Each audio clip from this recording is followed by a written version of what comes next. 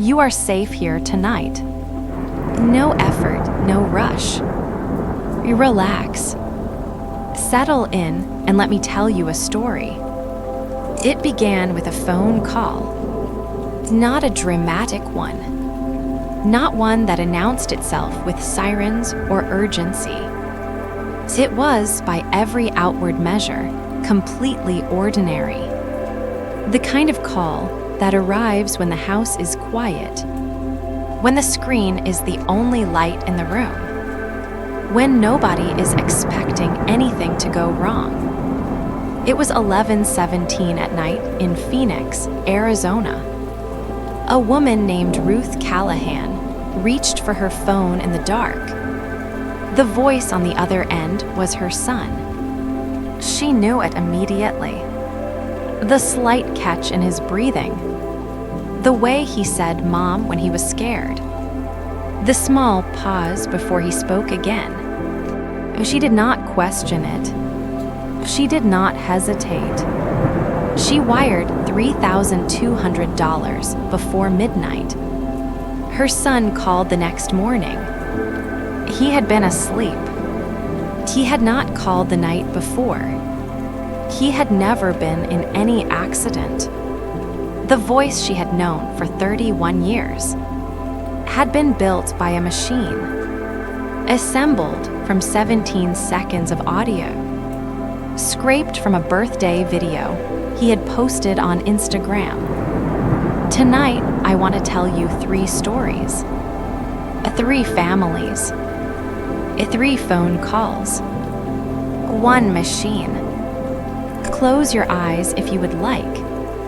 The story will find you. Ruth. Her name was Ruth Callahan. She lived in Phoenix, Arizona. She was 67 years old. She had lived in the same house for 34 years. The house was quiet in the way older houses become quiet. Not empty. Just settled. On the porch sat 2 rocking chairs. One was always used. One stayed empty. Her husband Gerald had passed 4 years earlier. Ruth kept his chair there because removing it felt wrong. Because some absences are still a kind of presence. Her son Michael was 31. He worked in construction management in Tucson. He called every Sunday without fail. Sometimes on Wednesdays if something good happened at work.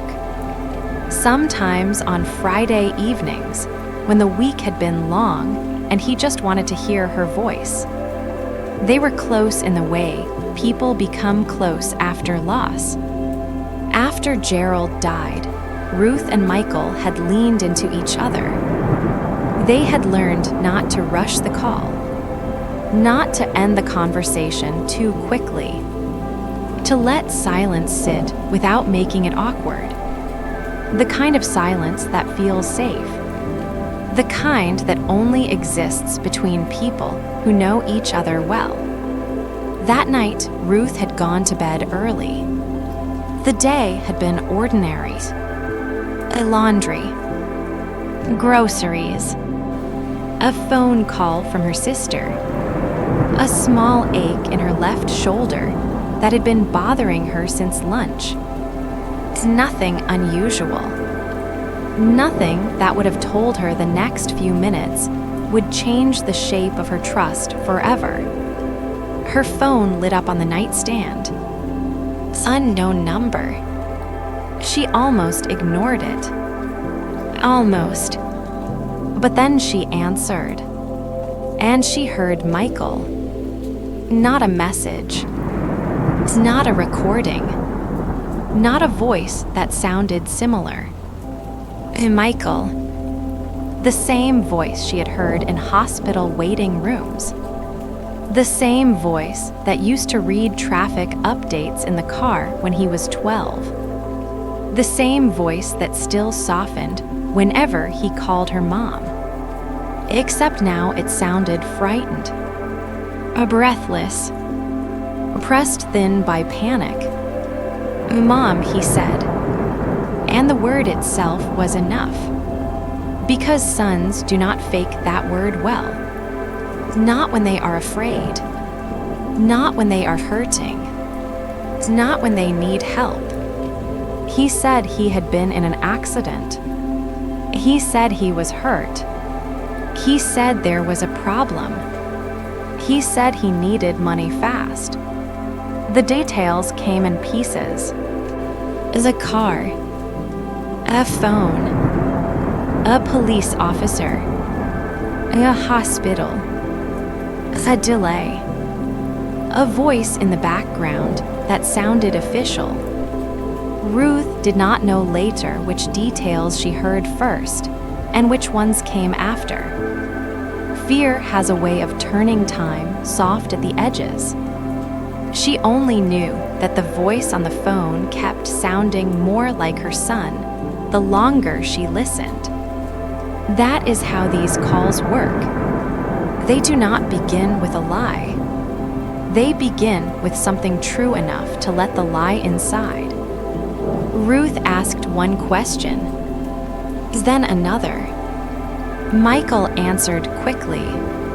Too quickly in hindsight, but not too quickly for a worried mother at 11:17 at night. He needed her. That was the real message.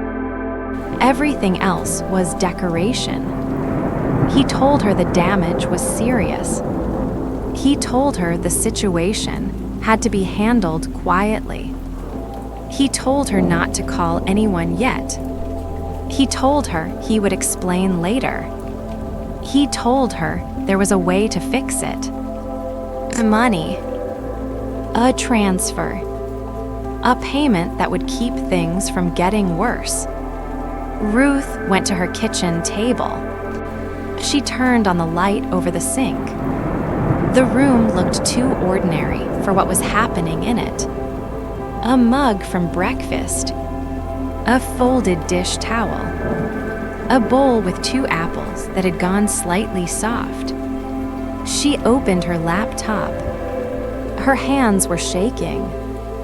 Not violently. Just enough to make every click slower than usual. She logged into her bank. She found the transfer page. She followed the instructions he gave her. $3,200. Before midnight. When it was done, the voice on the phone sounded relieved. Grateful. Almost tender. He said he loved her. He said he would call tomorrow. Then the line went dead. Ruth sat there for a long time. The kitchen was still. The refrigerator hummed. A truck moved past the house outside. And then, sometime after sunrise, her real son called. Michael. Alive. Safe. Confused when she sounded panicked. He had been asleep. He had not called the night before. He had never been in any accident. Ruth felt the room tilt. Because the voice she had trusted had not belonged to her son at all. It had belonged to a machine. A machine trained on scraps. A machine that borrowed love from ordinary life and turned it into leverage. The birthday video had been on Instagram. 17 seconds of Michael speaking. That was enough. That was all it took. The family question. When Ruth finally understood what had happened, she asked the first question most people ask after the fear has passed. How did they know? The answer was simpler than she wanted. They did not know her. They knew patterns. They knew that a mother will answer. They knew that a son's voice is one of the deepest forms of trust. They knew that panic compresses judgment. They knew that when a voice sounds familiar enough, the brain stops checking the edges. That is what made the call dangerous. Not its drama, its familiarity. Let the details settle over you. There is no rush. Michael Callahan had not meant to become part of anything larger than his own life. He was a working man in Tucson. He posted birthday clips, vacation photos, a short video once of him laughing in the back seat of a truck while a friend drove down a dusty road outside Phoenix. Nothing special. Just the kind of material everyone leaves behind now. A trail of harmless noise. A trail a stranger can use. He had no idea that a few seconds of his voice could be enough to build a convincing lie. No one does until they learn it the hard way. He was not careless. He was ordinary. That is what made him useful to the machine. The machine does not hunt the famous first. It hunts the available, the public, the unguarded, the people who speak naturally online because the world taught them that sharing is the same as living. It is not. It's not anymore. How the voice was made. The voice on Ruth's phone was not magic. It was not even especially sophisticated in the way people imagine sophistication to look. It was built from sound, and short clips, clean phonemes, a few seconds of human speech stretched and arranged into something new. A model learned the shape of Michael's voice, the roughness in the throat, the rhythm of the pauses, the slight downward tilt at the end of a sentence. Then it learned how to imitate urgency, how to imitate injury, how to imitate fear. It did not need to understand any of it. It only needed to reproduce the pattern. That is the part that unsettles people most. The machine did not need to love Michael. It only needed to sound like him. And sound was enough. Sound is often enough, especially late at night, especially when the phone rings, especially when a mother is already half awake and the voice at the other end says, "Mom." First warning. If this story feels close, it should. Because the method is simple enough to fit in a pocket and dangerous enough to scale across countries. One voice clip, one public profile, one emotional emergency, one payment. That is the whole machine. And once you see it, you start hearing it everywhere.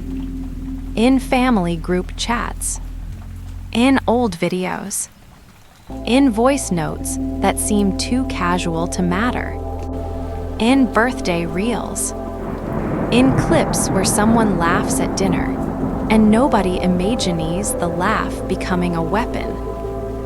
Rest now. The story continues. Her name was Ruth Callahan. She sat at the kitchen table long after the phone call ended. The bowl of apples was still there. The same soft light over the sink. The same refrigerator hum. Only the world had changed. Not all at once. That is not how these things happen. They change in small ways first. A doubt here. A question there. A tighter grip on the mug. A glance at the bank confirmation on the screen. Then the full weight of it arrives. Her son had been asleep. The voice had not been Michael. The money was gone. And the shame arrived right behind the fear. That is the part people rarely talk about. The money hurts, but the shame is quieter. It sits down beside you and tells you the worst thing you have done while you are still trying to understand what was done to you. Ruth did not tell anyone at first, not because she was hiding, because she was trying to make the facts smaller by keeping them to herself. She told herself that maybe it had been a mistake, that maybe there was some other explanation, that maybe if she looked at the bank page one more time, the numbers would arrange themselves into something less final. They did not. By noon, Michael was in her kitchen. He had driven up from Tucson as soon as she called. He stood there in his work boots, one hand on the back of a chair, looking at her with the kind of concern that only makes things worse because now you have to see your fear reflected on someone else's face. He listened. He went quiet. He rubbed his face once slowly, then looked at her phone. He asked to hear the voicemail. There was none. The call had not left one. That made it feel even more unreal. Because a voicemail can be replayed, can be analyzed, can be doubted, a live voice in the dark leaves no artifact you can hold, just memory. And memory is a difficult thing to put on trial. They called the bank. They filed a report. They were told the transfer had already moved too far. Layered through accounts. Rooted through names that led nowhere useful. By the time the paperwork had begun, the money had already become someone else's problem. Ruth sat very still while the woman on the phone explained the process. Her son stood at the sink, his jaw set tight, not angry at her, at the invisible shape of the thing that had reached into their home. And all Ruth could think was this: the voice had been perfect, not close, perfect enough. That was the wound. What made it work? Scams like this do not survive because they are brilliant. They survive because they are timed. The call arrives when a person is tired, when the house is dark, when instinct is doing the work that judgment should be doing. The voice sounds familiar. The problem sounds urgent. The solution sounds simple. Money. Fast. Quietly. That is the sequence. It is not designed to withstand analysis. It is designed to outrun it. And the reason it works so often is because the human brain is not a courtroom. It is a pattern recognition machine of its own. It hears a familiar voice and leans forward before it checks the evidence. It hears fear in that voice and starts helping before it starts verifying. That is not stupidity. That is love. And love is precisely what the machine borrows. The second family. The next call did not happen in Phoenix. It happened in Edmonton, Alberta. On a Thursday morning, a man named James Porter was making coffee in the kitchen, while his wife Carol sat at the table reading the news on her tablet. They were both in their early 70s. He had worked for 38 years in municipal planning. She had spent most of her career as a school librarian. Their daughter, Sophie, lived in Vancouver. She was 34. She worked in public relations.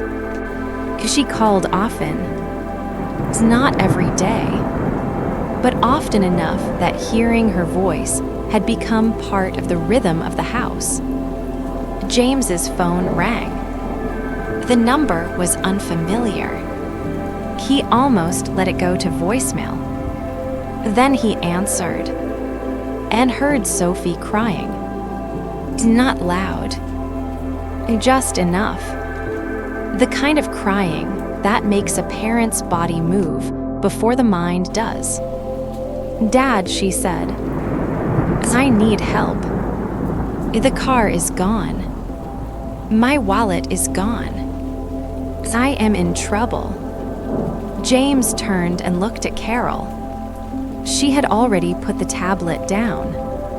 He stepped into the hallway so she could not hear the details at first. Not because he was hiding something, because he was trying to keep one part of the house calm while another part of it split open. The voice on the phone sounded exactly like Sophie. The same breath patterns. The same small impatience she got when she was frightened and trying not to show it. The same habit of repeating the last word of a sentence when she was upset. It sounded real because it had been made from real speech. A voice note she had sent months earlier. A video clip from a holiday dinner. A few social posts. The kind of material people leave online because it feels private enough to be harmless. The call asked for money. Not much at first. Enough to be believable. Then more. There was a delay. A charge. A need to resolve the problem before anyone else became involved. The language was careful. The language was always careful. James felt the old sensation of paternal responsibility rise in him like a reflex. If your child is in trouble, you move. That is built into the body. By the time Carol joined him in the hallway, he had already opened his banking app. She saw the expression on his face and knew before he said anything. That is another part of the machine. It does not only target one person. It enters a household and creates two separate realities. One person believes. One person doubts. Then the doubt is called cruel. The doubt is called hesitation. The doubt is treated like a threat to the child. And so the doubt loses. Not because it is wrong, because it arrives too late. James did not send money immediately. He asked a few questions. Where are you? Who is with you? What was the last place you remember clearly? The voice answered quickly. Too quickly, but still convincingly enough. Because grief and fear do not always sound irrational. Sometimes they sound organized. Sometimes they sound like a person trying hard to stay calm for the sake of the person on the other end. Carol eventually asked for Sophie's middle name. The voice hesitated, just for a fraction of a second, long enough to feel wrong, not long enough to feel impossible. James muted the call and looked at Carol. She told him to hang up. Call the real Sophie. Now. He did. The line rang. Then rang again. Then Sophie answered from Vancouver, confused and groggy because she had been in a meeting and had only just seen the missed calls. The room in Edmonton went silent because the second voice was real, and the first one had never been her. The relief was immediate. And then, almost at once, came the fear of what might have happened if she had not answered that second phone. If the line had been busy, if the meeting had run longer, if the call had sounded just a little more urgent. The shape of the scam. This is what the voice clone scam depends on. Not on a perfect illusion. On a narrow window. A window in which a parent has just enough certainty to move and not quite enough time to verify. The machine does not need hours. It needs seconds. It needs a clip, a voice note, a public video, an old interview, a birthday message, anything long enough to learn the shape of love. And once it has that shape, it can imitate distress. Let the story breathe. There is no rush. You do not need to carry every detail. Just the feeling of it. A real voice. A false emergency. A house that was quiet one moment and rearranged the next. The third family. The third call came from a different country again. A suburb outside Manchester, England. A woman named Helen Walsh was folding laundry when her phone started buzzing. Her son Peter was 29. He worked in software support. He had a voice that sounded calm even when he was annoyed. The sort of voice people rely on without noticing. Peter's voice came through on WhatsApp. Not a full call. A voice note. A short. A broken. He sounded shaken. He said he had broken his phone. He said he was stranded. He said he needed money to get home. Helen listened to the message twice, then a third time. There was something in it that felt familiar and wrong at once. Not because the voice itself was off, because the silence behind it was too clean. Real panic has noise in it. Room sound. A breath. A movement. This message felt assembled. Still, it was Peter. As she knew his voice. She had known it since childhood. So she called the number back. A man answered. Then another message came through. Then another. Each one more urgent. Each one more difficult to ignore than the last. There is a particular cruelty in technology that makes a person feel as though they are being unkind if they do not respond quickly. That is what the scammers use. Not just fear. Responsibility. The feeling that if you do not help immediately, something terrible will become your fault.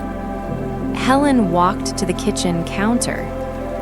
Her hand hovered over the transfer screen. Then she stopped. And for a reason she could not fully explain, she called Peter's girlfriend instead. The girlfriend answered in one ring. Peter was with her. At a restaurant. Laughing. Not stranded. Not broken. Not in danger. Helen looked back at the voice note.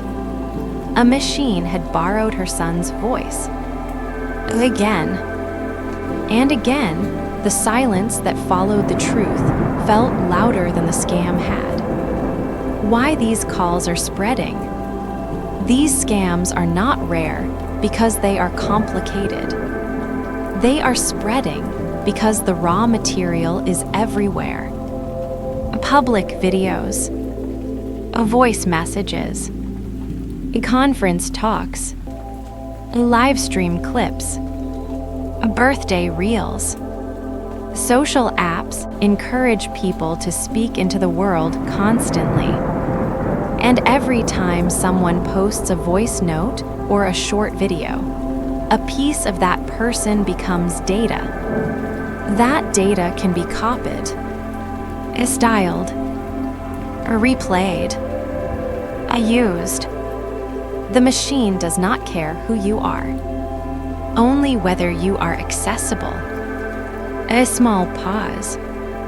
Rest now. You are still safe here.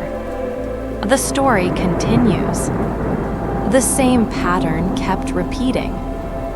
Different cities, different families, different names, but the mechanism was always the same.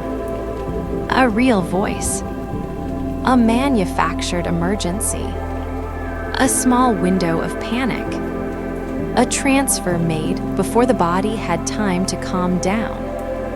That is why these calls work so well. They do not ask for a theory.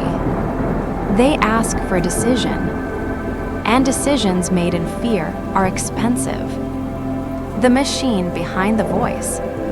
What makes the scam unsettling is not just that the voice can be copied. It is that the copy does not need to be perfect in every detail. It only needs to be good enough to let the listener's memory do the rest. Human beings are remarkable at filling in gaps. We hear a loved one's voice, and we complete the rest of the person inside our heads. The machine takes advantage of that. It gives just enough shape, just enough rhythm, just enough emotional pressure. Then the listener finishes the illusion. That is why the scam can feel intimate even when it is false. The scammer never has to know the child. The parent already does the work of recognition, the warning that comes too late. After the calls, the questions always come. How did they get the voice? How long did they have it? What could have been done differently? The answer is often unpleasantly simple. A few seconds of audio, a public profile, a birthday video, a voice note in a family chat, a live stream clip left open for anyone to sample. The world taught people to treat these things as harmless. The world was wrong. That does not mean every account should go dark. It means the old idea of privacy has changed shape. And anyone telling you otherwise is selling comfort, not truth. The families after the calls. Ruth checked Michael's social media after the fact and found the birthday clip the scammer had likely used. He was standing beside a cake, laughing. Someone off camera had told him to make a wish. He had said something she could not quite hear. 17 seconds. That was all. James and Carol later put a code phrase into their family group chat. Something absurd. Something only their daughter would know. The kind of phrase that can stop a lie before it grows legs. Helen did the same with Peter. They called it a family reset. Not because the fear had disappeared, because it needed a new rule, a new habit, a way to slow panic down long enough to ask for proof. Not because proof is always easy, because without it, the voice can win. What to do when the voice sounds right. If this story has made you uneasy, that is a useful feeling. Not because fear is the goal, because attention is. If a loved one calls in distress and asks for money fast, do not trust the voice alone. Call them back on a known number. Ask for a shared detail that cannot be guessed easily. Use a family code phrase. Delay the transfer by 10 minutes if you can. 10 minutes is often enough to let the illusion collapse. That is not because the threat is imaginary. It is because time is the enemy of the scam. The deeper fear. The deeper fear is not that a machine can fake a voice. It is that the machine can use the voice to create a feeling you already trust. A concern. A duty. A love. Those feelings are real. The scam is not that they are fake. The scam is that they are being used against the people who feel them most sincerely. That is what makes these stories worth telling slowly. Because speed is the enemy of understanding. And understanding is the only thing that makes the next call less dangerous. A return to Ruth. Ruth eventually stopped asking whether the voice had sounded exactly right. She had already answered that question when she wired the money. What mattered now was what she would do next. She changed how she handled unknown numbers. She made a family verification rule. She told Michael not to post voice-heavy videos publicly without thinking first. Not because the world should stop speaking, because the world had changed. The chairs on the porch stayed in place. But after that night, Ruth sat in hers differently. A little more aware, a little less certain of the old safety of ordinary things. And maybe that is the final lesson here. Not that everyone should live afraid. Only that familiarity is not proof. A voice can be known and still not be real. A closing. So if a phone rings late tonight, and the voice on the other end sounds like someone you love, take one breath before you answer, and then take another. The machine can borrow a voice. It cannot borrow the truth. Close your eyes if you would like. The story will find you. Here's the next section, continuing in the same tone and format. The story does not end with a warning. It only gets quieter. Because after the first panic fades, what remains is the slow rebuilding of trust.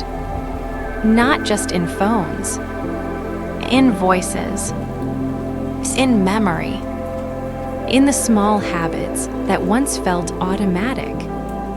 Ruth started noticing how often people now speak into the world without thinking about who might be listening.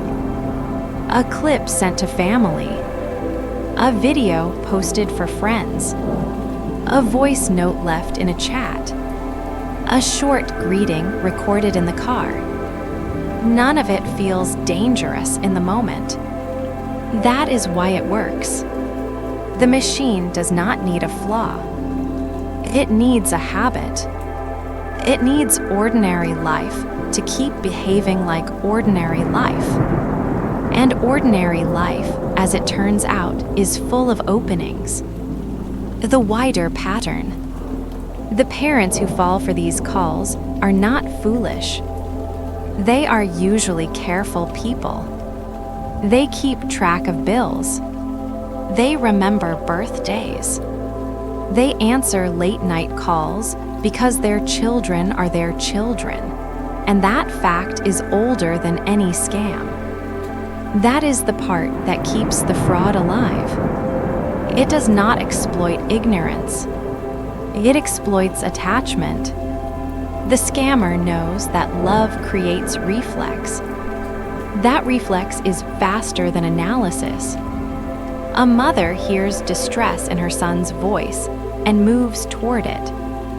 A father hears fear in his daughter's voice and starts solving. A spouse hears urgency and reaches for the nearest path to relief. The machine does not manufacture emotion. It only imitates the sound that makes emotion move, a small detail that matters.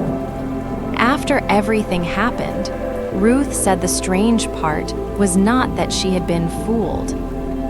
It was how natural it had felt, how completely her body had recognized the voice before her mind had time to measure it.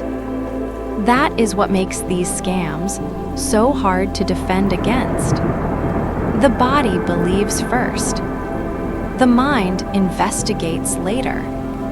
And if the first few seconds are convincing enough, the rest of the story can be written by fear. How the call is built. A call like this is not usually made in one move. It is assembled. First, the voice is captured. Then it is cleaned. Then it is shaped. Then the scammer chooses a tone. Panic works. Shame works. Urgency works. A child in trouble. A relative delayed. A voice that sounds tired and shaken and too familiar to doubt. The script is then wrapped around that voice. Money. Deadline. Don't tell anyone. Fix it quickly. The details change from family to family. The architecture does not. The new family rule. James in Edmonton introduced a rule after Sophie's call. If anyone ever asks for money in a panic, the answer is always the same. Call back. Wait. Verify. No matter how real the voice sounds. No matter how much time the voice says there is not. That rule is now part of the family. The code phrase is silly on purpose. Silliness helps. Because a phrase that feels too serious can be guessed. A phrase that feels absurd is harder to fake in a rush. That is the lesson hidden inside the fear. Not all defenses need to be technical. Some need to be human. A quiet truth about technology. Technology does not only change the scale of harm, it changes the feel of it. A scam used to arrive as a clumsy lie. Now it can arrive sounding like someone at the edge of crying. That shift matters. Because the old advice of just listen carefully is no longer enough on its own. Careful listening is still useful, but now it must be paired with a pause. A small break in the ritual. A second number. A shared code. A call back on a trusted line. Anything that slows the hand before the transfer is made. The final family. Helen in Manchester kept the voice note on her phone for a week before deleting it. Not because she wanted to keep the fear, because she wanted to remember the feeling of almost believing. She said that was the thing she would now trust most. Not the voice itself. The moment before belief. That moment is the one to protect. The moment where the brain asks the first question. Is this real? Is this the right number? Does this feel familiar because it is familiar, or because it has been made to feel that way? That is where safety lives now. In the question, Sleep Q. You do not need to remember every detail, only the shape of the warning, a familiar voice, a sudden emergency, a moment of pause. That is enough for tonight. Let the story rest where it is. A closing section. So if the phone rings late one night, and the voice on the other end sounds like someone you love. Do not let recognition become surrender. Pause. Breathe. Call back. Verify. The machine can imitate a voice. It cannot answer for the person it copied. Sleep well tonight. You know something now that you did not know this morning. The next morning, Ruth made tea and let it sit untouched until it went cold. That was not unusual for her. After Gerald died, mornings had become slower. Not sad exactly, just heavier. The house had a way of remembering what it used to sound like. A spoon in a mug. The small tap of a heater kicking on. A drawer opening and closing. The ordinary machinery of a life that once included 2 people and now only held 1. But that morning, everything felt thinner. Every sound too clear. Every object too still. She kept thinking about the voice, not because she wanted to hear it again, because her mind was trying to place it into the right drawer of reality. Had she really heard panic? Had she really heard her son? Had she really sent the money that fast? The answer was yes to all 3. And that is what made it so hard to carry. Not confusion. Clarity. Why clarity hurts. People imagine being fooled feels like being lost. Usually it does not. Usually it feels like knowing exactly what happened and wishing the facts could be negotiated. Ruth understood the call now. She understood that the voice had been a lure. She understood the emergency had been staged. She understood that the money was likely gone forever. What she did not understand was how something so false could have felt so immediate. That question sat at the center of the whole experience. Because the machine had not only copied Michael, it had copied the shape of concern, the rise and fall of worry, the little catch that makes a son sound like a son when he is asking his mother for help. That was enough. Enough to turn familiarity into compliance. Enough to make a kitchen table feel like a crisis room. Enough to make a quiet house feel invaded. A different kind of theft. There are thefts that take money. There are thefts that take time. And there are thefts that take trust. This one took all 3. The money could be counted. The time could be measured. But the trust was harder to name. Ruth found herself listening differently after that. When the phone rang, she let it ring longer. When a message came through with urgency, she checked it twice.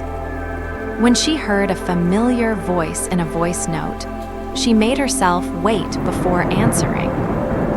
Not because she was now suspicious of everyone, because she was no longer willing to let familiarity alone make the decision.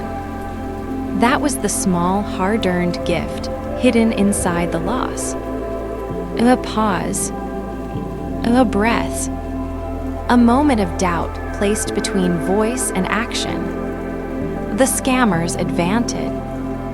The people behind these calls know that most families already have a shared rhythm. A daughter who always says hello a certain way. A son who always says mom before explaining anything else. A spouse who always checks in before bed. These rhythms are the targets. Once a scammer has even a small sample of that rhythm, they can imitate the outline of love well enough to get through the door. And the door is usually a phone. sometimes a voice note, sometimes a text with an audio clip attached, sometimes a call from a spoofed number that seems local enough to trust. The specific tools change. The pattern does not. A trusted voice, a problem, a delay, a request, a transfer. That is the entire machine in its simplest form. The families keep changing. 1 week after Ruth's call, another report surfaced. A family in San Rafael. A voice matching a son's. A demand for bail money. A father who almost paid before noticing one small thing in the script that did not sound like his child. That is how the stories now repeat. Not because the victims are interchangeable, because the method is. A machine that works once will be used again. A machine that works enough becomes a business. And once it becomes a business, it starts searching for scale. That is where the danger grows. Not in the invention itself, in the repeatability. What repeatability does to fear. When a scam can be repeated across hundreds or thousands of families, fear becomes ambient. Not constant. Ambient. Always there at the edge of the room. In the back of the mind. A new kind of caution enters the house. Not paranoia. Something quieter. A habit of verifying. A habit of slowing down. A habit of not trusting urgency simply because it sounds emotional. That habit is worth more than panic ever will be. Because panic is what the scammer wants. Verification is what the scammer cannot survive. Another quiet evening. James in Edmonton reported that after the call, he and Carol changed the way they used WhatsApp. Voice messages now came with a second step. They would never act on a voice note alone if the request involved money. They would call the person back. They would verify through a second channel. They would ask the question twice if needed. Not because they had become cold, because they had become careful in a new way. And careful is different from afraid. Careful can keep a family safe. Afraid just keeps the machine fed. The real lesson here is not that technology can sound human. It is that human trust can be engineered against us when the pressure is high enough. That is a harder truth, because it means the defense is not only technical, it is emotional. We have to build rituals around trust, rituals that interrupt panic, rituals that make space for doubt, rituals that say, I love you, I will help you, and I will still verify this before I move money. That sentence is not cruel. It is wise. Sleep Q. There is nowhere else you need to be tonight. Let the story continue to settle. You have already learned the important part. Pause before action. Verify before sending. Trust the person, not the rush. A closing bridge. The voice may sound right. The emergency may feel real. But the machine is always asking for the same thing. A decision made too fast. So take the extra breath. Take the extra minute. And if you ever hear a loved one's fear through a phone speaker late at night, remember this. Familiar is not the same as true. The story will go on. The next morning, Helen in Manchester did something small that turned out to matter more than the money she almost sent. She wrote the incident down, not the emotional version. The facts, the time, the number, a voice note length, the exact words her son's voice had used. The moment she began to feel that strange, uneasy friction in the message, she kept the note in a drawer with the family documents, not because she wanted to relive it, because she wanted to remember the pattern. That is how people survive the second wave of a problem, not by being brave in the moment, by leaving themselves a map afterward. The shape of the map.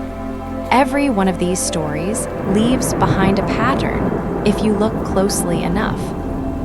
A late call, a familiar voice, a request to act quickly, a reason not to verify, a number to transfer, a warning not to involve anyone else. That is the pattern. It repeats because it works. And it works because it borrows the oldest human instinct there is. Protect the person you love. The machine does not need to understand that instinct. It only needs to exploit it. The small detail people miss. The most dangerous part of these scams is not the sound of the voice. It is the confidence that follows the sound. Once the brain has accepted the voice as real, the rest of the message starts to feel equally real. The emergency becomes believable. The urgency becomes reasonable. The secrecy starts to feel like a necessary inconvenience. That is why the first few seconds are everything. The scammer is not trying to win an argument. They are trying to win the first impression. Ruth's later realization. Months later, Ruth said the thing she remembered most clearly was not the panic. It was the politeness. The voice had been polite. Even in distress, it had sounded like Michael. A considerate, a quick to reassure, not demanding in an ugly way, just urgent enough to keep her moving. That was the genius of it. The call did not sound like a criminal. It sounded like a son who was trying not to burden his mother. That is a much more persuasive lie. What changes after a story like this? People often think a warning should end with a cure. These do not. There is no cure that deletes the possibility of a cloned voice. There is only a better way to answer it. A slower way. A smarter way. A family way. That means agreeing ahead of time on a code phrase. It means deciding that no one sends money without a second call. It means making it normal to slow down when fear is trying to speed you up. Those are not dramatic defenses. They are effective ones. One more family, one more call. A report from the United States described a mother in Buffalo who nearly sent thousands after hearing what she thought was her son's voice demanding help from a situation that never existed. Another in India told of a woman tricked by a cloned cousin's voice. Another in Alberta described a near miss that only failed because someone asked one extra question. This is not one strange incident. It is a new category of pressure. And categories like this grow when they are profitable. The last piece of the pattern. The machine is only as powerful as the moment it finds. It cannot force a transfer if the listener pauses. It cannot survive a call back. It cannot last through verification. That is why these stories matter.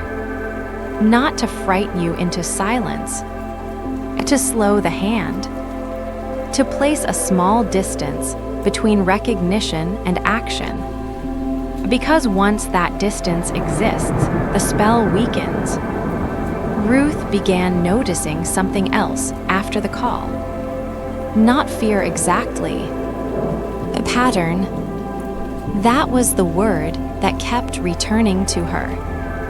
A pattern. The way the call had started. The way the voice had opened. The way urgency had been threaded through the conversation in small, careful steps.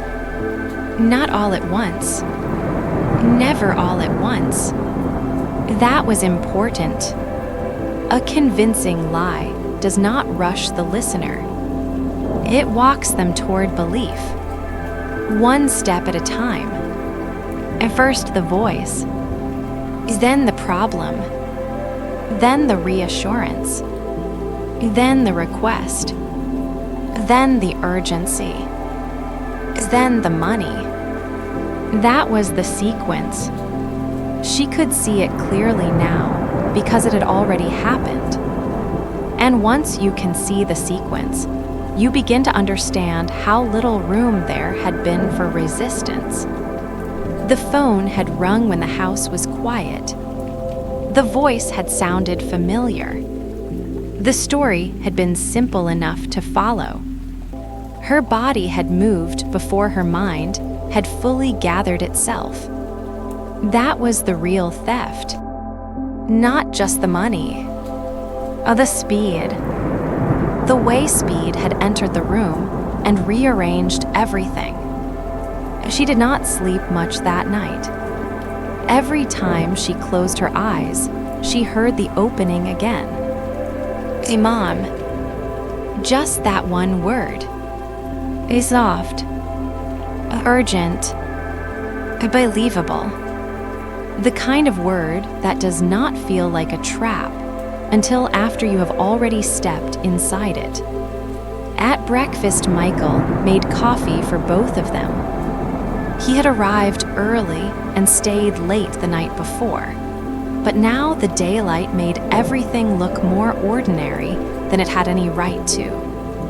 He stood by the counter in his work shirt, one hand around a mug, not speaking for a while. Ruth watched him. He was trying to remain calm for her. That made it harder. Because his calm created a space for her own panic to sit in. Neither of them wanted to say the obvious thing out loud. That a machine had entered their family through a voice they trusted. That a stranger had used the sound of their love to create a demand. That the thing they thought was most personal had been the easiest thing to copy. Michael finally asked her to show him the call log again. He looked at the number, then looked at her, then back at the number. He said the number itself meant nothing. The number was probably spoofed. The number was part of the costume. The voice was the real weapon. That was worse somehow. A phone number can be changed. A voice can be borrowed. A voice can be disguised as safety. A voice can carry a lifetime of trust in 10 seconds. He asked whether the person on the line had known his middle name. Ruth said no. He asked whether the caller had used the right nickname from childhood. And no. The scammer had not needed those details.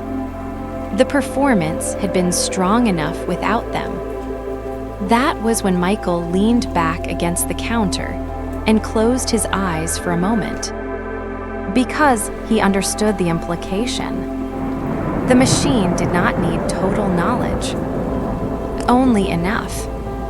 Enough to be useful, enough to be believable, enough to let the victim's memory finish the face of the person speaking.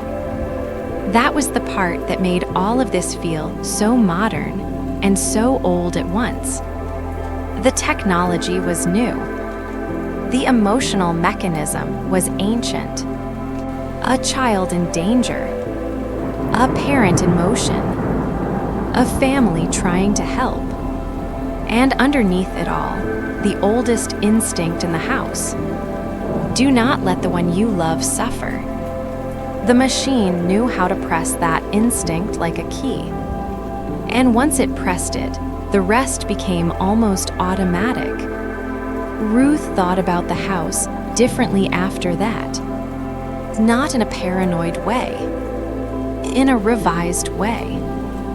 The porch, the quiet hallway, the kitchen table, the nightstand where her phone charged.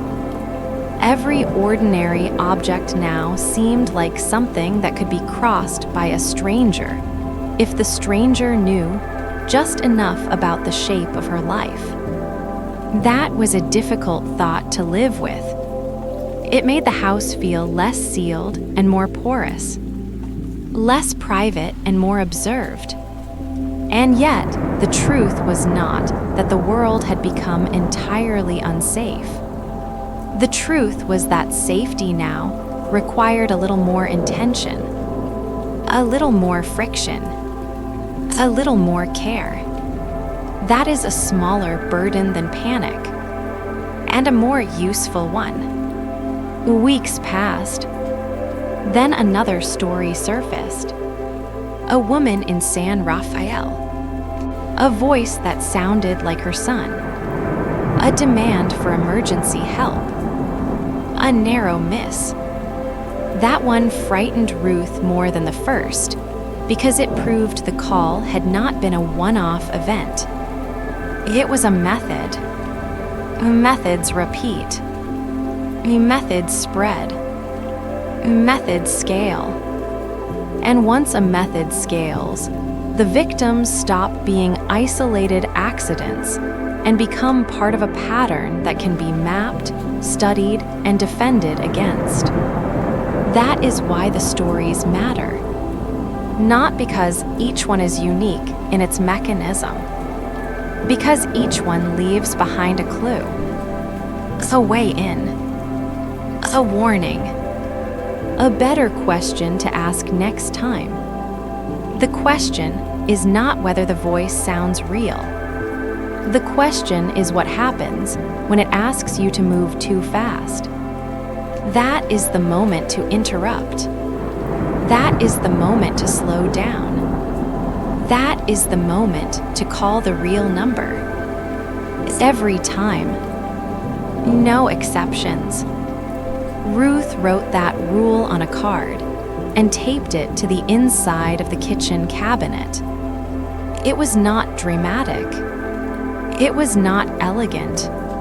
It was just there. Black letters on white paper. If a family member asks for money in a panic, call back on the number you already know. Then wait. Then verify. Then decide. She wanted it visible because fear does not always live in the mind. Sometimes it lives in the hand, and the hand needs reminders the mind may forget.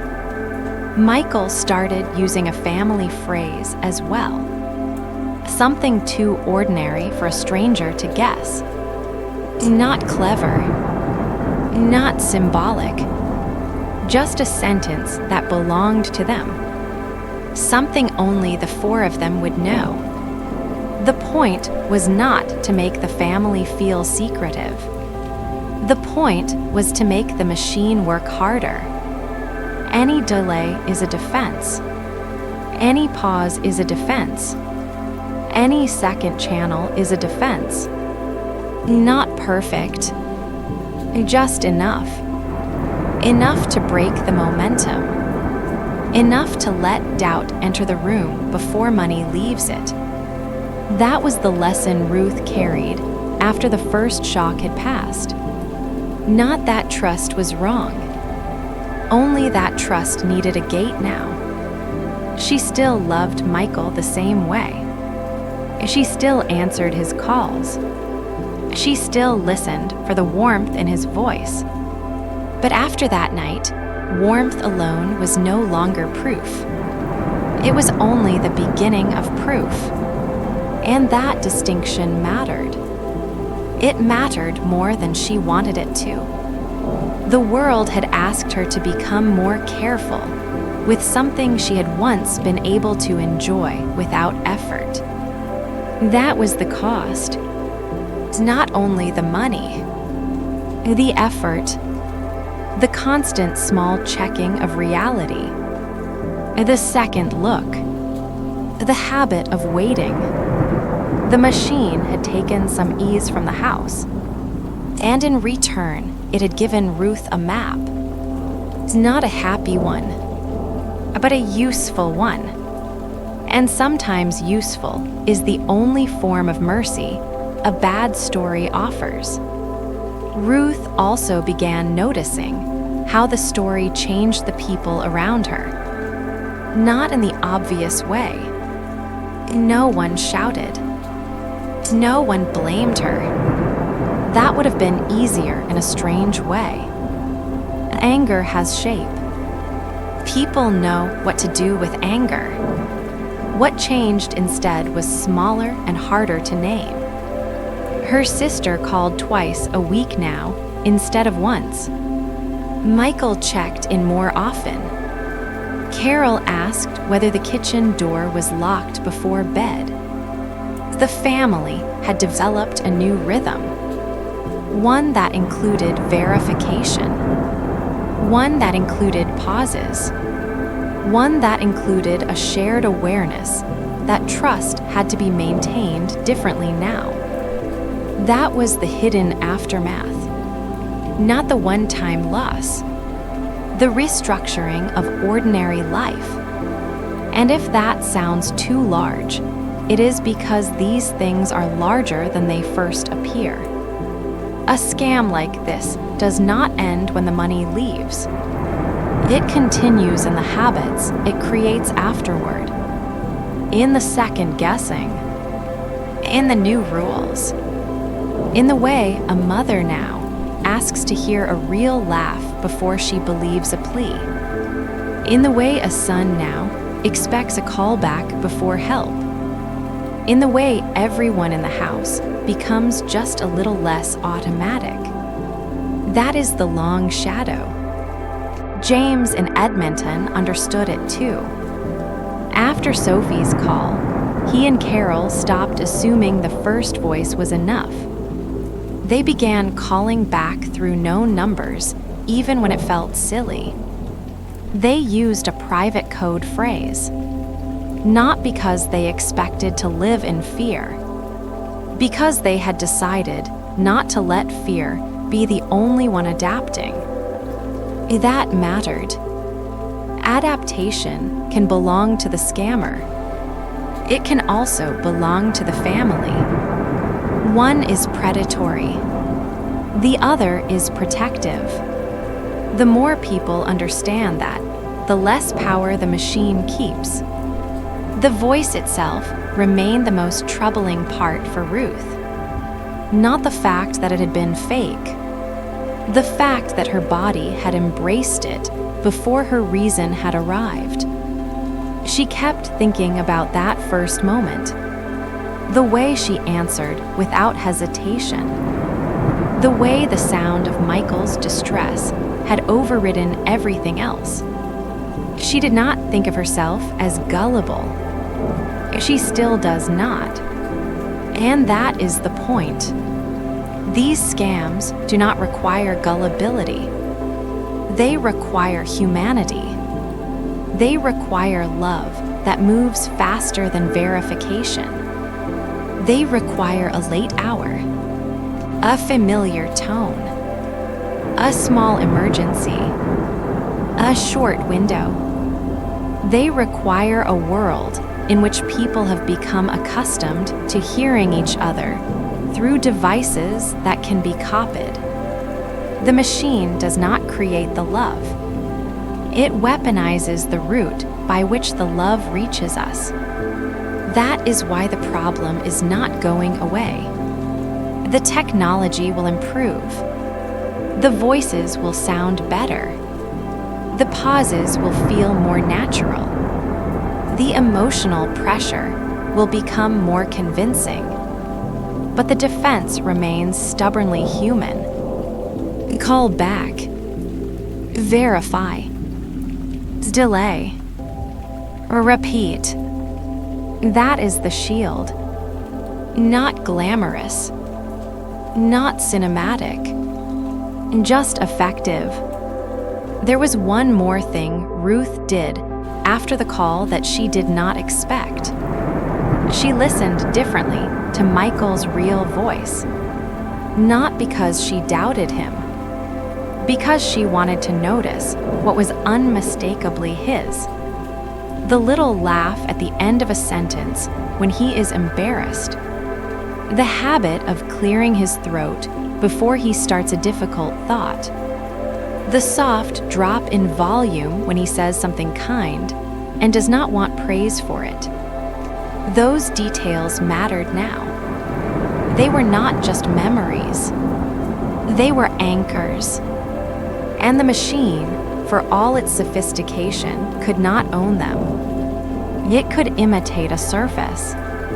It could not create a life. That realization gave Ruth a kind of peace. Not full peace. Enough. Enough to breathe more slowly. Enough to stop replaying the fake voice, as if she might find one missed clue that would solve the whole thing retroactively. There was no such clue. There was only the truth that the call had been convincing, because it had been designed to be convincing. And the voice had worked, because it had touched the most protected part of her life. That is what made it dangerous. Not complexity. Familiarity. The family eventually settled into the new rules. The code word. The callback.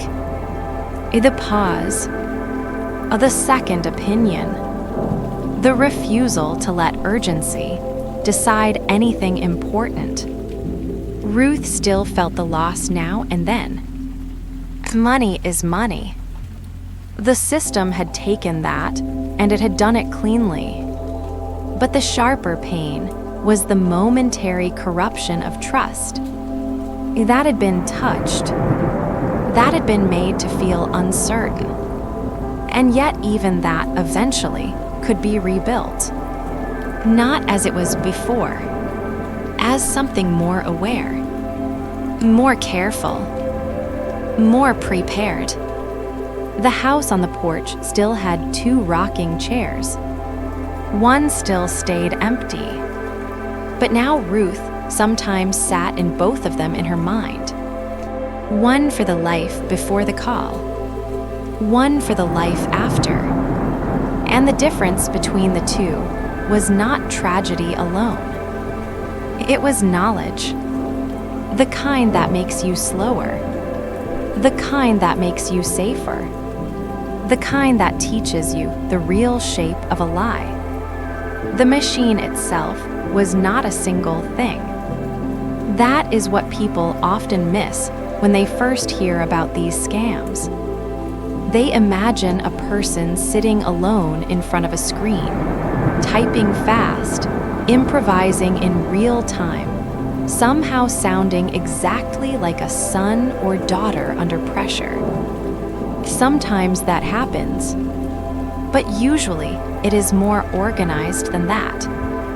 There is a voice collection stage, a filtering stage, a model stage, a scripting stage, and then a delivery stage. Sometimes one person handles several parts. Sometimes several people handle one part. What matters is that the process is repeatable. Repeatable means scalable. Repeatable means profitable. Repeatable means that if one family can be fooled, another probably can too. And that is why the scam spreads. Not because each caller is a genius, because the method can be copied. The voice file might come from a birthday video, or a live stream, or a social clip where the child is talking naturally to friends. 17 seconds is enough in some cases, sometimes less. The machine listens for tone, a cadence, a frequency, how words bend at the end, how breathing falls between phrases. It learns the outline of a person without ever meeting them. Then it generates a version of that voice that can be used in a sentence no child would ever willingly say. I have been in an accident. I need help. Don't tell anyone. Send it now. Those sentences are not random. They are chosen because they cut past caution. They create a short path from fear to action. The voice is simply the delivery mechanism. The real product is urgency. That is what the scammers sell. A manufactured emergency. A few families learn to defeat it by creating a code word. Not a dramatic one. Something ordinary. Something impossible for a stranger to guess under pressure. A childhood pet name. A favorite soup. The name of a street no one else would remember. The point is not to make the code clever. The point is to make it shared. That way, if the voice ever comes again, the family has a way to interrupt the spell. Because interruption is the whole thing. The scam fails when the moment becomes too slow for fear to drive it. Ruth kept thinking about how little time had separated her from clarity. If Michael had answered sooner, if she had been able to call him before wiring the money, if the emergency had felt just slightly less real. A lot of pain lives inside those ifs. But living inside them does no good. What does good is the rule she made afterward. No money moves on the first call. No matter what. No matter how familiar the voice sounds. No matter how badly it cries. No matter what the story is. Call back. Verify. Pause. That rule did not erase the loss. It gave the loss a shape. And once a loss has a shape, it can be carried. Michael printed the rule and taped it inside the pantry. Carol liked that because it meant everyone in the house would see it by accident. Accidents are useful when they work for you. A glance while reaching for coffee. A glance while looking for cereal. A glance that reminds you to hesitate before helping. That is the dream now. A little hesitation. A little friction. Enough to stop the machine from winning the first 10 seconds. Because the first 10 seconds are the real battlefield. That is where the voice lands. That is where recognition blooms. That is where the body wants to become a rescuer before the facts arrive. And once the body begins helping, the rest becomes difficult to reverse. That is why all the advice circles back to the same thing. Verify first. Act later. Even if the heart is loud. Especially if the heart is loud. The family had one more habit now too. If a message arrives asking for money, someone else in the family must hear it before anyone responds. Not because they distrust each other, because they trust each other enough to know panic can make anyone vulnerable. That second set of ears can save a lot. It can catch the tiny break in tone, the awkward phrasing, the odd timing, the missing background noise, the place where the imitation slips. Sometimes it doesn't slip enough. Sometimes the call is excellent. But even then, a second ear is a defense. And a second ear is better than none. One autumn evening, Ruth sat by the window and listened to the wind move through the dry branches outside. The house was quiet. Michael had already left. Terrell had gone home. The rocking chairs sat still on the porch, pale in the dusk. And Ruth thought about how a voice can be both intimate and fragile. Intimate because it carries a person. Fragile because it can be copied. The world had not become less human. If anything, it had become more dependent on the sound of human things. That was the danger. That was also the reason this story mattered. To teach the ear to wait. To teach the hand to pause. To teach the heart not to confuse urgency with truth. The machine itself was not a single thing. That is what people often miss when they first hear about these scams. They imagine a person sitting alone in front of a screen, typing fast, improvising in real time, somehow sounding exactly like a son or daughter under pressure. Sometimes that happens, but usually it is more organized than that. There is a voice collection stage, a filtering stage, a model stage, a scripting stage, and then a delivery stage. Sometimes one person handles several parts. Sometimes several people handle one part. What matters is that the process is repeatable. Repeatable means scalable. Repeatable means profitable. Repeatable means that if one family can be fooled, another probably can too. And that is why the scam spreads. Not because each caller is a genius, because the method can be copied. The voice file might come from a birthday video, or a live stream, or a social clip where the child is talking naturally to friends. 17 seconds is enough in some cases, sometimes less. The machine listens for tone, a cadence, a frequency, how words bend at the end, how breathing falls between phrases. It learns the outline of a person without ever meeting them. Then it generates a version of that voice that can be used in a sentence no child would ever willingly say. I have been in an accident. I need help. Don't tell anyone. Send it now.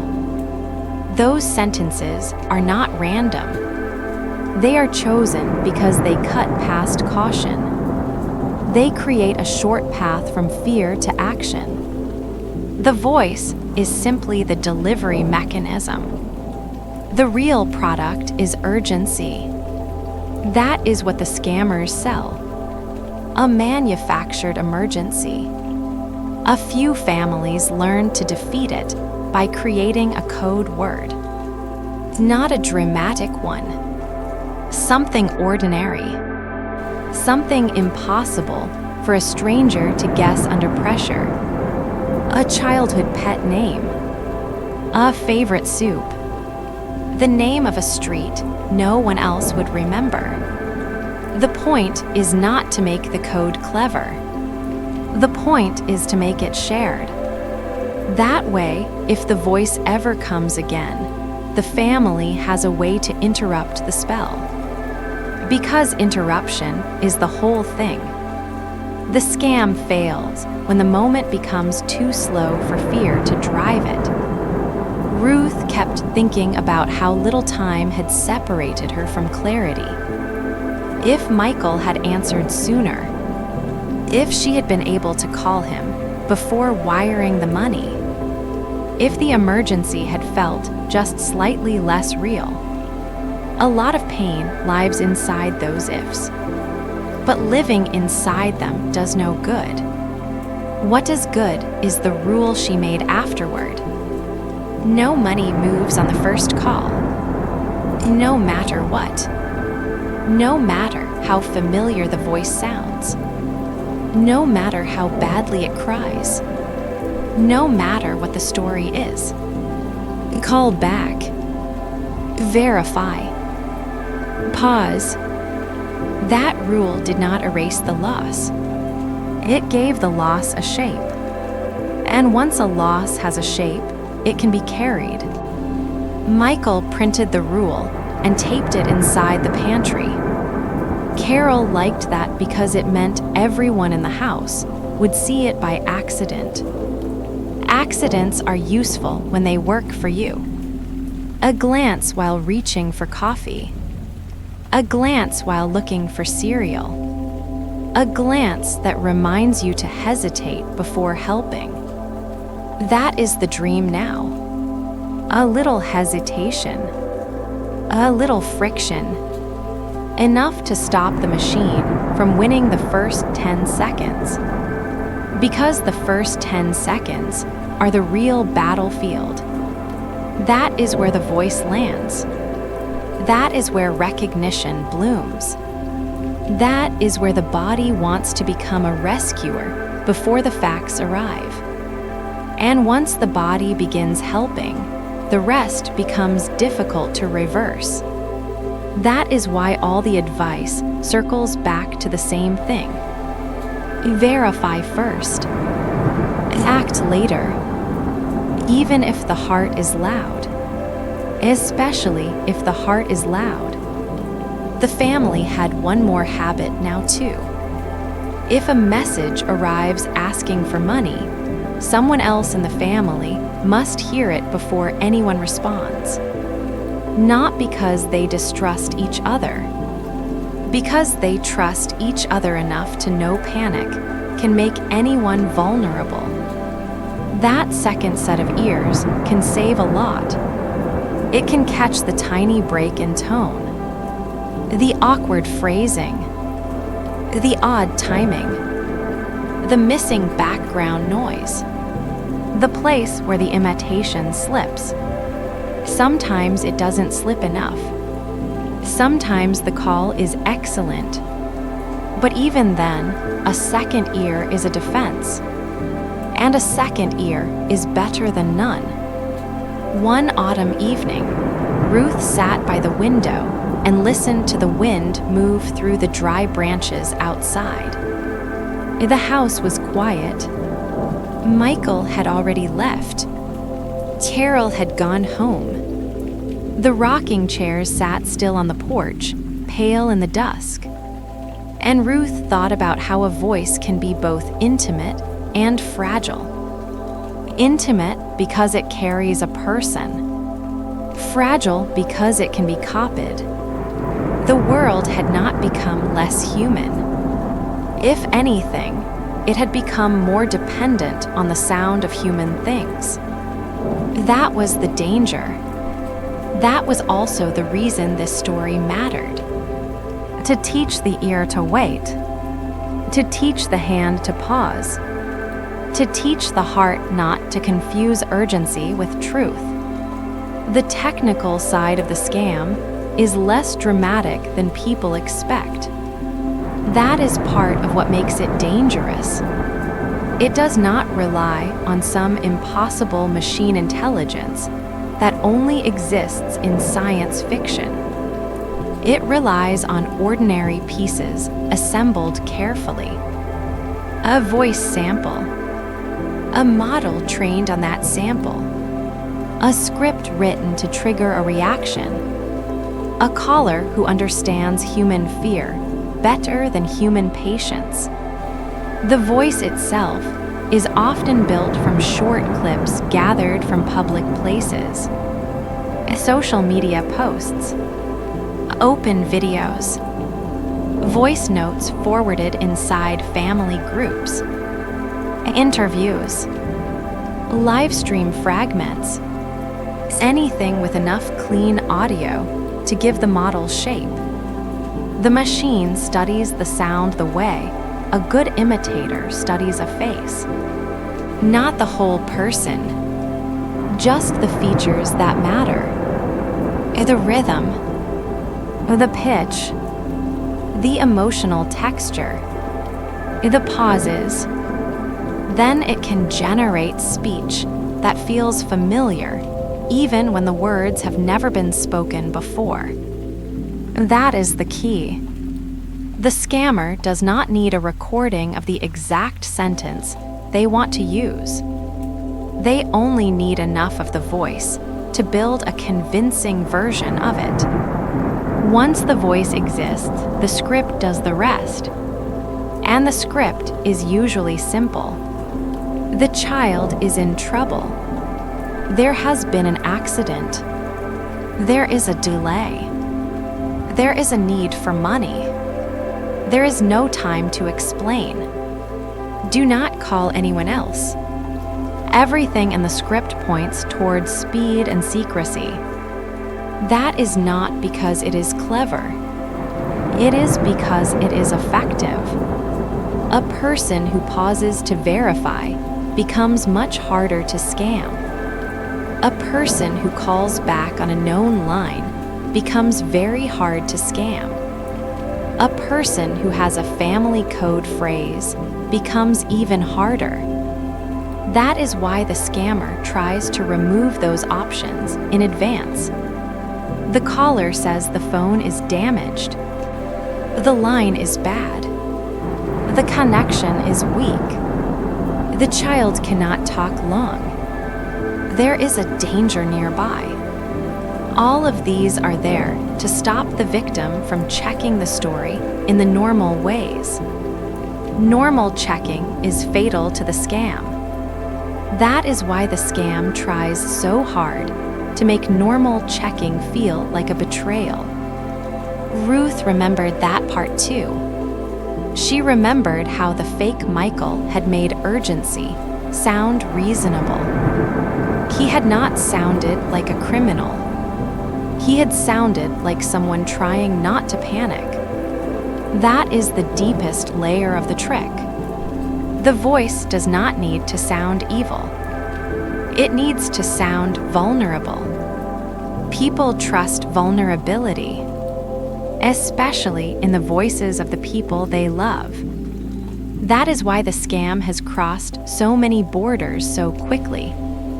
It works in Phoenix. It works in Edmonton. It works in Manchester. It works in cities where families are used to living through phones and voice notes and short video clips. The geography changes. The psychology does not. A son sounds like a son. A daughter sounds like a daughter. A parent hears fear and moves. That is the whole machine in motion. There are, of course, defenses. They are simple. But simple is not the same as easy in the moment. A good defense requires a habit formed before the panic arrives. The habit might be this. If someone asks for money urgently, stop. Do not answer on the same channel. Call back using a saved number. Ask for a family detail the caller would know. Use a phrase agreed in advance. If the answer still feels wrong, wait. 10 minutes can save a family. 10 minutes is a wall the machine cannot cross once the caller is forced to sit with it. The caller wants motion. The caller wants immediate transfer. The caller wants the body to beat the brain to the decision. So the defense is to slow everything down. That is the correction, not suspicion. Delay, not coldness. Verification. That is what the stories have been teaching all along. Ruth's house now had one more habit in it. Before helping anyone with money, the family would check through a second contact. Not in a way that embarrassed anyone. Not in a way that made love feel conditional. Just enough to make the next scam fail in the place the last one succeeded. And that was enough. Not perfect. Enough. Enough to restore a little control to ordinary life. Enough to make the phone less like a trap and more like a tool again. That is the kind of recovery these stories allow. Not heroic. Not dramatic. Practical. Ruth never became careless again, but she also did not become afraid of every call. That balance mattered. Because the goal was not to turn the family into guards at a gate. The goal was to stop the gate from opening too fast. There is wisdom in that. The world is still full of voices. Some are real. Some are borrowed. The challenge is not to stop listening. It is to listen with a rule. And the rule is simple enough to remember even at 11:17 at night. Pause. Call back. Verify. Then help. By the time Ruth understood what had happened, she had already done the one thing the scammers were counting on. She had acted before she had time to doubt. That was the pattern. Not confusion. Not stupidity. Speed. The call had arrived late enough to catch her tired.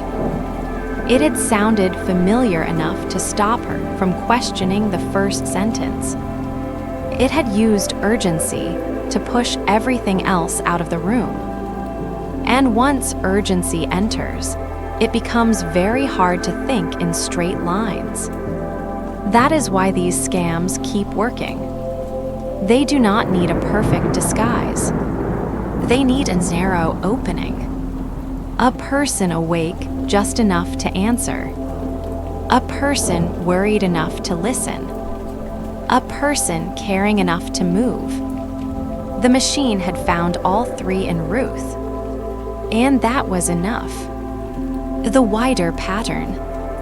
After the first call, Ruth began reading more about how these scams worked. Not because she wanted to become an expert, because she wanted to know whether her experience had been unique. It had not. That was both comforting and upsetting. Comforting because she was not alone. Upsetting because she was not alone. Other families had heard a son, a daughter, a spouse, a grandchild. Other families had felt the same tightness in the chest, the same instinct to fix the problem quickly, the same shock afterward when the voice turned out to be false. The stories changed in detail, but not in shape. A call from a number that looked local. A voice that sounded strained or frightened. A request for money. A warning not to tell anyone yet. A reason the child could not come to the phone normally. A promise to explain later. These elements repeat because they work. The scammer does not invent a new play each time. They reuse one that already succeeded. That is what makes the pattern feel so cold. It is not random. It is trained. The more people understand that, the less mysterious the calls become. And once something stops feeling mysterious, it becomes easier to resist. How the voice is collected. A lot of people assume a cloned voice must come from a giant archive. Usually it does not. A few short clips can be enough. A voice note sent in a family group. A public video where someone is speaking naturally. A phone recording from an interview. A live stream clip someone forgot was public. The voice does not need to be perfect. It needs to be usable.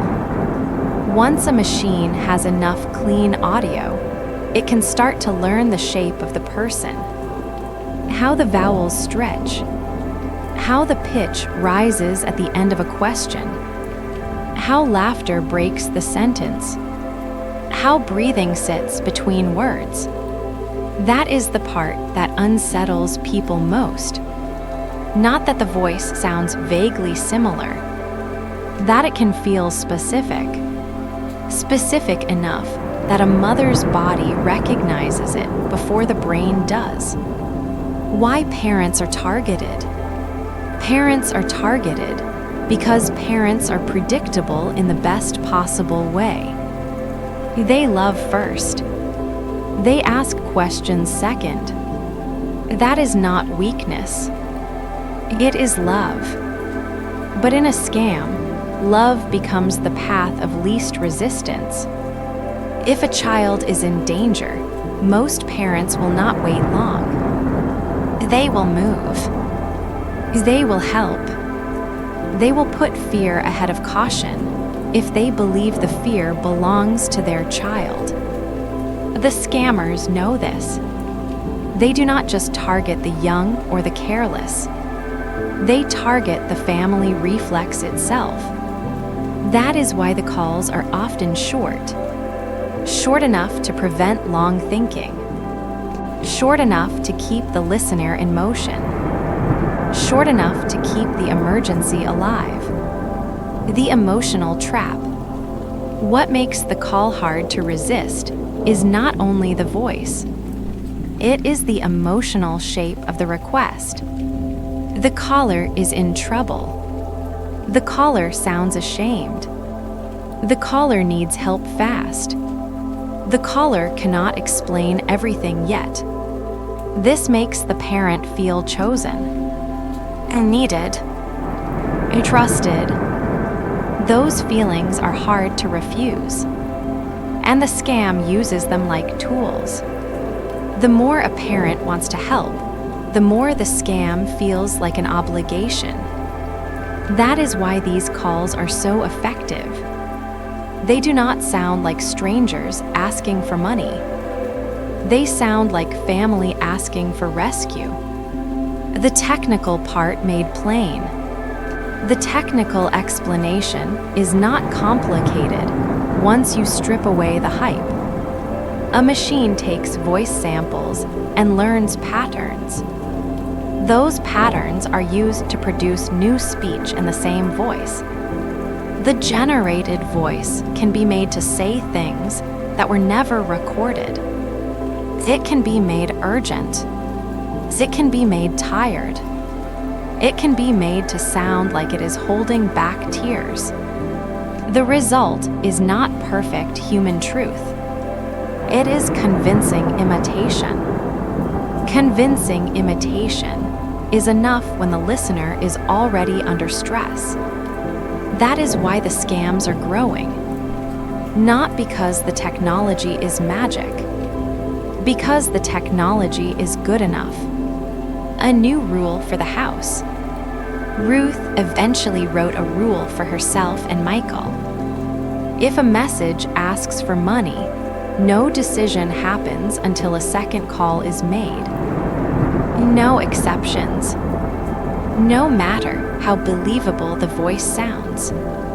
No matter how annoyed the caller seems. no matter how urgent the story becomes. The rule was there to protect the family from the exact moment that had hurt them most. That first minute, that first decision, that first willingness to trust the sound alone. The rule did not erase the past. It changed the future. And sometimes that is the most a family can do. What the viewer should remember: if this story stays with you, let it be for one reason: not to make you suspicious of everyone, to make you careful when someone asks you to act too quickly. A voice can be copied. Urgency can be staged. Love can be borrowed for a moment and used against you. But a pause cannot be borrowed. A pause belongs to you. And if you keep one, the machine has to work much harder. That is where the defense begins. Not in fear. In the pause. There was a moment after the call when Ruth found herself wondering whether the world had changed faster than she had. That question stayed with her longer than the money did. Because money is painful, but understandable. A changed world is harder. A changed world means the old habits no longer protect you in the same way. The phone used to be a simple thing. It rang. You answered.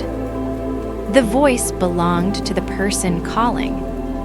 Now the voice can be borrowed, bent, rebuilt. The number can be disguised. The emotion can be staged. The caller can be half a continent away and still sound like someone sitting in the next room. That is the new problem. Not that people have become less trustworthy. That trust itself can now be replicated. The change in ordinary life. For a lot of families, the shift is happening slowly enough that they do not notice it until something goes wrong. A child posts more videos than they used to. A parent sends more voice notes than they used to. A grandparent hears more family on the phone than in person. All of that is normal. All of that is also usable. The public and private parts of life are mixed together now. That is not automatically bad. It just means a voice that feels intimate may have traveled through a very public place before it reached you.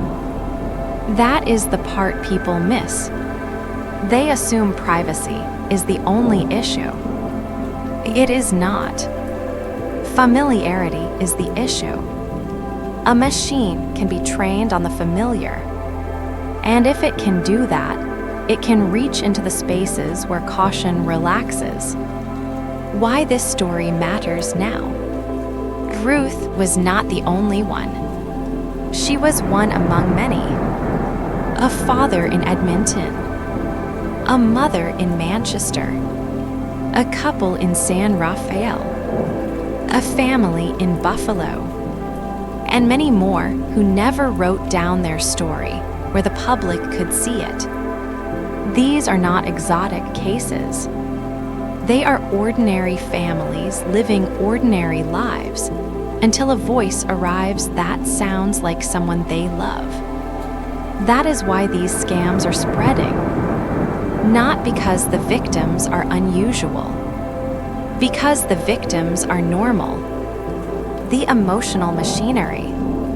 What the scammer relies on is simple. A family member hears distress. A family member wants to help. A family member thinks the call can be solved faster if no one else is involved. That sequence is the trap. It creates a private emergency inside the house. And private emergencies are hard to question. They make people act alone. They make people move before they think. They make people mistake urgency for responsibility. That is why the advice always returns to one thing: slow down. A pause is not negligence. A pause is protection. How a family can build a defense. The strongest defenses are often boring. A code phrase. A callback rule. A second person on the line before money moves. A family habit of checking suspicious requests through another channel. A simple understanding that no one is offended if a request is verified. That last part matters more than people expect. Because fear sometimes makes verification feel rude. It is not rude. It is what keeps people safe. A family that agrees on that ahead of time has already reduced the power of the scam. The machine thrives on emotional speed. The family wins when it can slow the moment down. Ruth's final realization. Ruth eventually stopped asking how the machine had sounded so perfect. She started asking a better question. What had she needed to hear in order to believe it so quickly? The answer was not a technical one. It was emotional. She needed to hear her son in trouble. She needed to hear urgency. She needed to hear a reason to help immediately. That was enough. That was the hook. And once she understood that, she also understood how to guard against it. Not by turning cold, by turning deliberate. The larger warning. The world is now full of copies that can speak. That does not mean every voice is a threat. It means every urgent voice deserves a moment of checking. That is the new habit. That is the new literacy. Not suspicion. Verification. Not fear. Delay. The people who survive these scams best are not the ones who trust least. They are the ones who verify most calmly. Closing movement. The next time a family story travels through a phone, there should be a pause before action. Not because the love is false, because love is precious enough to protect. And if someone uses the sound of that love to demand money, the best answer is not panic. It is a slower question. Are you who you say you are? Call me back from the number I know. Say the phrase we agreed on. Wait while I check. That small delay is often the difference between safety and loss. And that is where the story really ends. Not in fear, in procedure, in a family deciding that love will still be quick to help, but never again too quick to verify. That family rule did not make the world safer. It made the family smarter. And in a world like this, smarter is what safety looks like. Ruth kept her card on the inside of the pantry door. Michael kept the code phrase in his phone. Carol reminded everyone in the house that urgency is not proof. Helen in Manchester wrote down the pattern so she would not have to trust memory alone. These are small things. But small things are how people survive large systems. The machine did not disappear.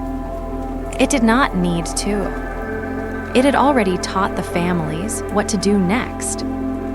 Pause. Verify. Call back. Repeat. That is the quiet victory. Not stopping every scam in the world. Stopping the next one. The family did not become fearless. They became practiced. That was the change. Fear still arrived. It still came in the body first. Still made the chest tighten. Still made the hand hover too long over the phone screen. But now it had something to run into. A rule. A habit. A delay. That is how people get better at surviving systems that are built to exploit instinct.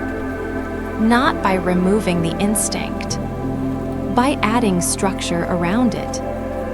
Ruth noticed that once she had a rule, the memory of the call changed shape. It was no longer just shame. It became instruction. The voice had not only taken something from her, it had shown her where the vulnerability was. That is a cruel kind of education. But education it still was. And that is why she held on to it. In the weeks after, she thought often about how a voice can be both deeply personal and dangerously transferable. Her son's voice had once lived only in her house, in conversations over dinner, in the car, at birthdays, at the edge of holidays when everyone was tired and happy and speaking too quickly. Then the world changed. The same voice could be clipped, stored, copied, launched back at her with a story attached. The unsettling part was not just the imitation. It was the intimacy of the root. The path from public audio to private trust. The family had made that path by living normally. That is what made it hard to accept. Normal life was not the mistake. The mistake was assuming normal life could never be turned against them. That assumption is breaking now for many people. Not because everyone must live guarded, because the tools of imitation have become cheap enough to travel with ordinary habits. A child posts a short video. A parent forwards it. A scammer listens. A machine learns. A call later, the voice returns with a problem attached. That is the loop. And the loop is what makes it dangerous. Because once a scam can be repeated, every family becomes a possible next target. Ruth began to understand that the purpose of the phone call was not just the money. It was the proof of concept. If her family could be pushed, so could others. And if enough families could be pushed, the method would continue to spread. That realization made her angry in a quieter way than she expected. Not dramatic anger. Not the kind that wants revenge. The kind that wants explanation. The kind that wants to fix the weak point so nobody else falls through it. That is why she told her story to the people she trusted. Not to relive it, to make it useful. There are families that will never see a police report, never read an article, never know the full scale of what is happening until it touches them directly. So these stories matter when they are passed along. They do not have to be loud. They only have to be accurate. A late call. A familiar voice. A request made too quickly. A demand for privacy. That is enough to recognize the shape. James and Carol used that shape to make a rule of their own. If a request sounds urgent, the response must slow down. If the request involves money, the caller must be checked through a separate channel. If the voice sounds like their daughter but the details feel off, they do not argue with the feeling. They investigate it. That was the biggest lesson of all. The feeling is not the enemy. It is the alarm. The mistake is believing the alarm without asking what triggered it. Ruth wished more people could understand that difference, because she knew how easy it was to confuse care with compliance. To think helping quickly is always the best version of helping. Sometimes it is. Often it is not. And the machine thrives in that confusion. It does not need you to stop loving. It only needs you to start acting before you have checked. That is all. Just a moment of haste. Just enough to get through. The rest is paperwork, shame, and silence. And the silence is the thing the families most wanted to break. So they built new habits around speaking. Not to the scammer, to each other. We do not send money on one call.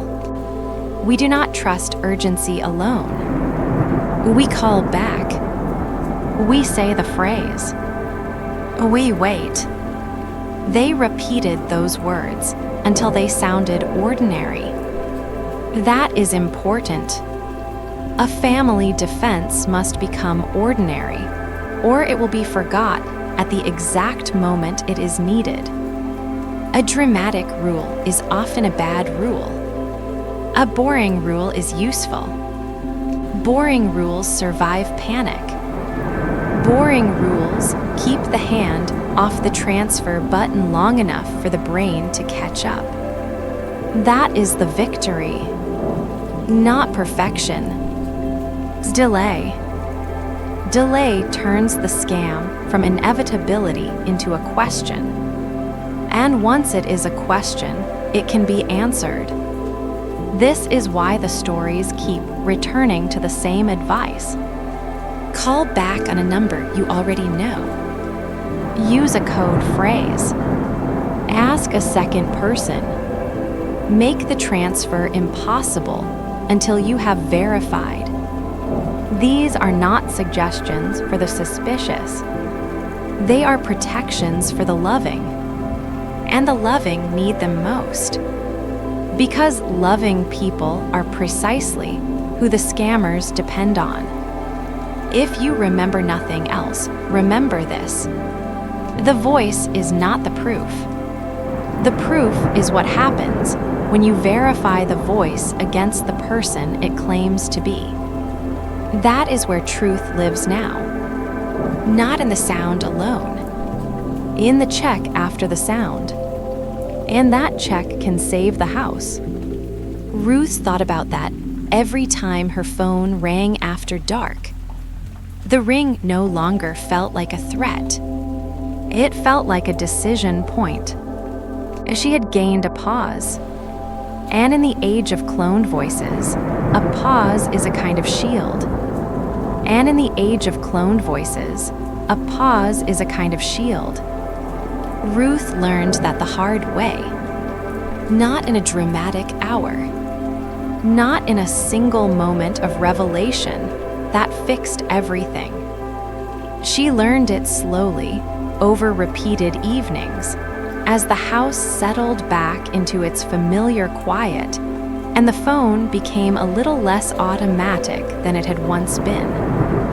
That was the real aftermath. Not fear itself. Caution. A new and permanent space between hearing and reacting. That space changed everything. It changed how she answered. It changed how she listened.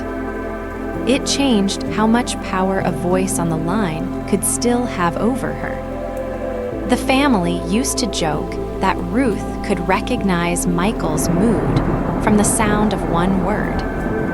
Now she could recognize something else too. The way a voice asks for help. The way urgency, can be layered over affection. The way a call can sound exactly like family while still belonging to a stranger. That knowledge did not make her cold. It made her slower. And slower in this case was safer. Michael understood the change too. He did not resent it. If anything, he was glad. Because he had seen the damage up close. He had seen his mother's hands tremble at the kitchen table. He had watched her stare at the bank screen, as if looking harder might change the shape of the transaction. He had felt the useless anger that comes when there is no one living in front of you to blame. Only a method. Only a system. Only a voice that was never supposed to exist. So he helped build the new habits with her. They made the family rule simple enough to say without thinking. No urgent request gets answered on the first call. No money moves until a second person has checked. No one gets offended by verification.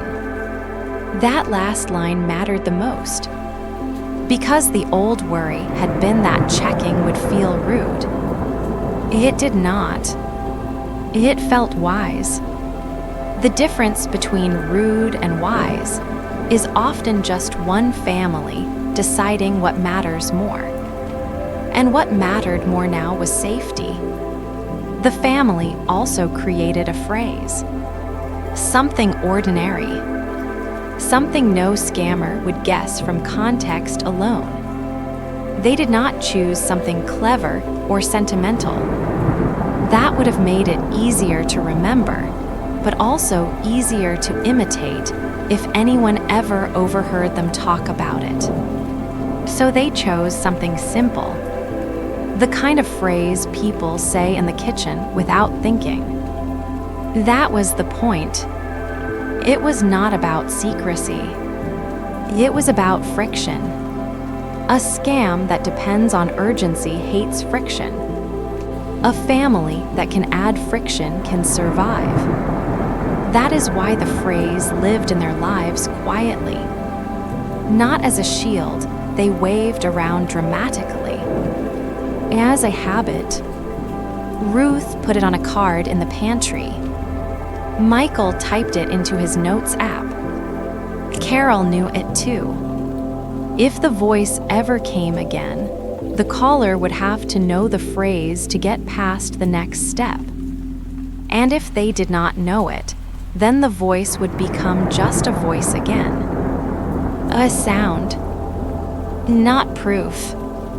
A sound that still had to answer questions. That distinction became Ruth's way of thinking about almost everything after that. A sound is not proof. Feeling is not proof. Urgency is not proof. Not by itself. The proof comes after. The proof comes when the person on the line can do what the real person would do. Answer a question. Call back. Speak a phrase. Use the family's history. That was the new gate. It was not perfect. No gate is. But it was enough to stop the next version of the story from getting so far in. And once a family understands enough to stop the next version, the machine loses one more place to land. That is how these things are fought. Not all at once. One family. One habit. One delay. One verified call. One refusal to let panic be the only voice in the room. Ruth began to sleep a little better after the rules were in place. Not because the danger had disappeared, but because it had changed shape. The danger was no longer invisible. It had edges now. And once danger has edges, it can be measured. The world outside the house had not become kinder, but the house itself had become more prepared. There is dignity in that. A family does not have to be fearless to be resilient. It only has to be practiced. That is what Ruth became. Practiced. Not paranoid. Not hardened. Practiced. And in a strange way, that made the loss bearable. Not smaller. More usable. The money was still gone. The trust had still been damaged. The call still sat in her memory like a stone. But it no longer sat there alone. It had become part of a plan, part of a rule, part of a story that other people could use before it happened to them. That was the one thing she could still give back. And giving it back mattered. Because these scams survive in silence, they spread when families stay embarrassed. They grow when people feel alone in what happened. But once a family speaks, the shape of the lie becomes visible to someone else. That is why these stories travel. Not to make people afraid to answer the phone, to make them aware of what the phone can now be used for. Ruth's lesson became simple enough to repeat. A voice can sound like love and still be a trick. That does not mean you stop loving. It means you love with a rule. And rules, unlike panic, can be shared. They can be passed from parent to child, from one family to another, from one late-night mistake to the next person who has not yet made it. That is how the story keeps others safe. Not by ending perfectly, by being told. Ruth's story did not end with the call. It ended with the quiet new life that followed. A life with a rule taped inside the pantry. A life with a phrase no stranger could know. A life with a little more pause between fear and action. That was enough. Not because the world had become safe, because the family had become ready. And that is the real ending to almost every story like this. Not revenge, not certainty, preparation. The room can still be dark. The phone can still ring. The voice can still sound exactly right. But now there is time. And time is the one thing the machine cannot steal if you refuse to give it away too quickly. So if there is one thing to carry into sleep tonight, let it be this. The people you love are still real. Their voices are still real. But a voice alone is no longer the whole proof. A voice must be checked. A voice must be returned to the person it claims to belong to. A voice must earn the right to be trusted when the hour is late and the heart is already moving. That is not fear. That is wisdom. That is care with a lock on it. That is love that has learned to wait. And if you remember nothing else from this story, remember the smallest part. Pause before you act. Call back. Verify. Then help. Because the machine depends on speed. And a family that learns to slow down has already taken back a piece of the night. Sleep well tonight. The real voices in your life will still be there in the morning. And the ones that are not real will not survive the light. And that is where we leave Ruth tonight. Not with panic, not with shame, not with the sound of a false voice in the dark. We leave her with something quieter, a rule, a pause, A family that learned how to protect itself without losing its warmth. That is the heart of this story. Not that trust is bad. Trust is still beautiful, still necessary, still human. The lesson is only that trust now needs a second step, a callback, a phrase, a moment of checking before the hand moves. Because the voice can sound right and still be wrong. The emergency can feel real and still be staged. The person on the line can ask for love and still be using it. So when the night grows quiet and the phone begins to ring, remember Ruth. Remember Michael. Remember that a familiar voice is not proof by itself. And remember the pause. The pause is the shield. The pause is the gate. The pause is what keeps love from being hurried into the wrong hands. Thank you for staying with this story. Thank you for listening slowly. Thank you for giving the truth time to arrive. Now let the room grow quiet again. Let the noise of the day fall away. Let the breath slow. Let the mind rest. You are safe here tonight. No effort. No rush. Relax. A good night. Sleep well. And may the real voices in your life always find you clearly.